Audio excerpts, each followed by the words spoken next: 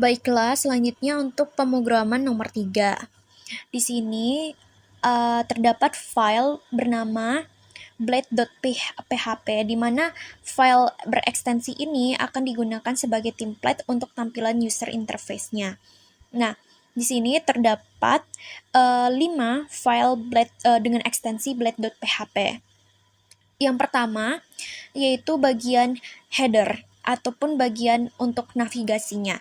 Nah, untuk bagian navigasinya itu saya menggunakan template dari Bootstrap.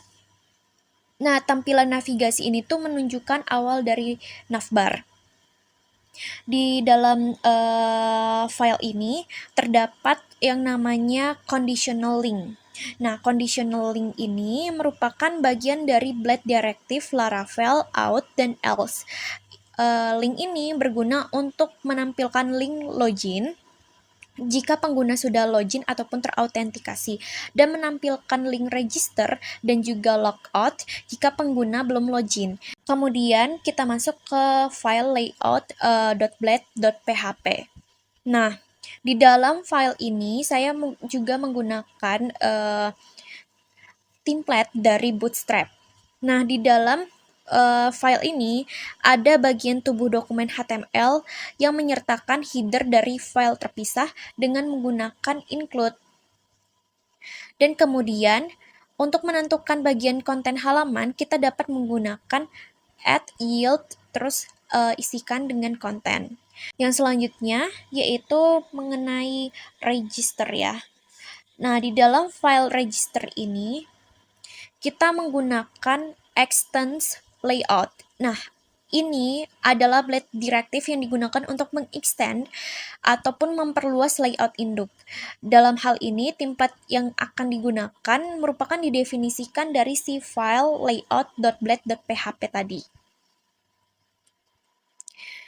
Kemudian, yang selanjutnya ada section title. Di bagian section title ini terdapat directive section title yang bernama register untuk menentukan judul halaman. Nah, dalam hal ini judul halaman ditetapkan sebagai register. Nah, judul ini akan ditampilkan di bagian title dari layout induk nanti.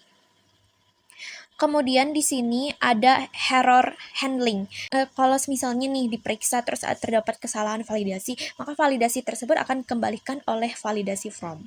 Pesan dari kesalahan tersebut akan ditampilkan.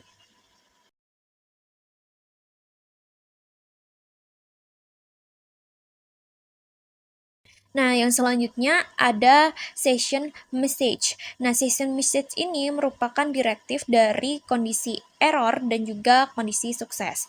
Nah, kedua kondisi ini memeriksa apakah ada pesan error ataupun pesan sukses di dalam session. Jika ada, maka pesan tersebut akan ditampilkan.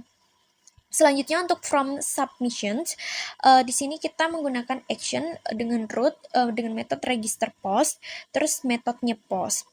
Kemudian di bagian sini ada end section. Nah, end section ini menandai akhir dari konten halaman. Semua kode HTML di antara section konten hingga end section akan dianggap sebagai konten untuk halaman yang akan dibuat. Yang selanjutnya yaitu untuk file login.blade.php itu penjelasannya hampir mirip dengan penjelasan untuk file register.blade.php. Bedanya, kita mengarahkan si from tersebut ke rute login.post. Yang selanjutnya, aku akan membahas mengenai controller. Nah, di bagian controller ini, terdapat namespace atau aplikasi yang mendefinisikan namespace untuk kelas Out Manager, yang mengindikasikan bahwa kelas ini berada dalam direktori controller di dalam namespace application, terus di dalam HTTP juga. Kemudian ini digunakan untuk mengimpor kelas request dari framework Laravel untuk menangani permintaan HTTP. Yang selanjutnya untuk mengimpor fetch-get-out yang digunakan untuk autentikasi pengguna.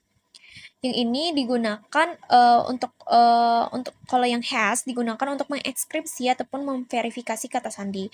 Sedangkan untuk yang ini digunakan untuk bekerja dengan sesi pengguna. Sedangkan Untuk yang ini digunakan untuk mengimpor model user yang mewakili tabel pengguna dalam basis data. Jadi ini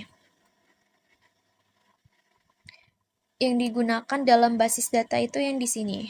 Nih, mengimpor tabel user yang ada di dalam basis data. Kemudian balik ke yang tadi.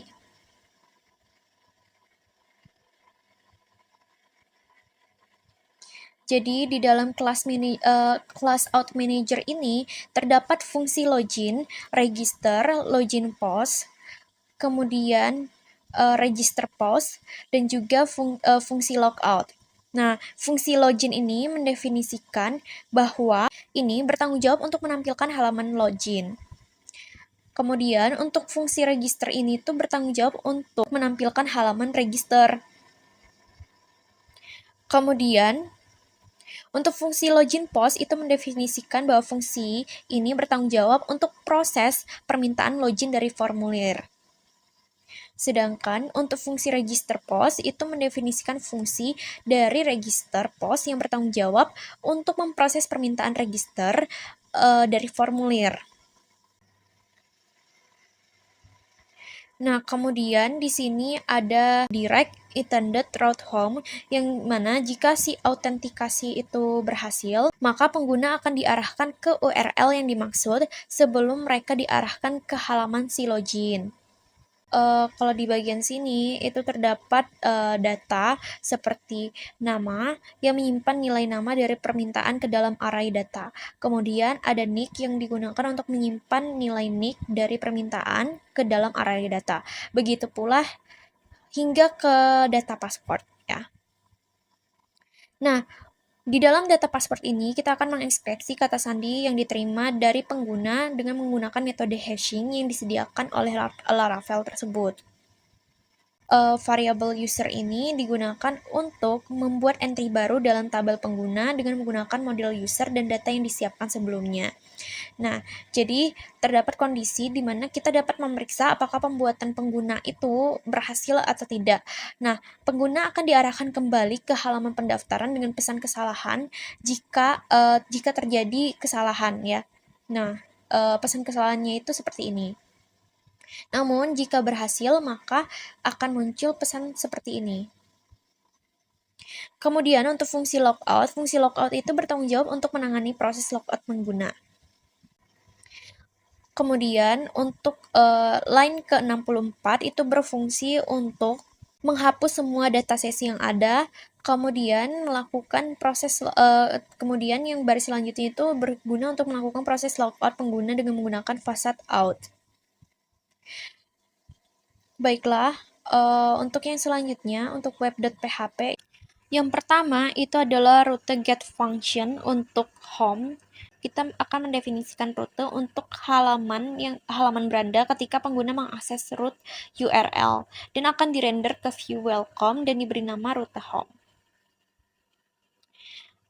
Kemudian untuk login itu juga sama, ketika pengguna mengakses login maka akan dipanggil metode login dari controller out manager dan diberi nama rute login.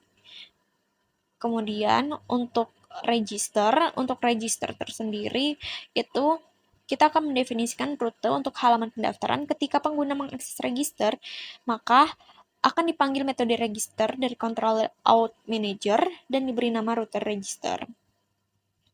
Nah, untuk yang login post ini kita itu mendefinisikan rute untuk menangani proses login. Ketika pengguna mengirimkan formulir login, maka data akan diproses oleh metode login post ini. Begitu pula dengan yang register post. Jadi fungsi dari rute ini adalah untuk memproses menangani proses pendaftaran ketika pengguna mengirimkan formulir pendaftaran. Nah, data tersebut akan diproses dengan metode ini. Baiklah, langsung saja menuju outputnya.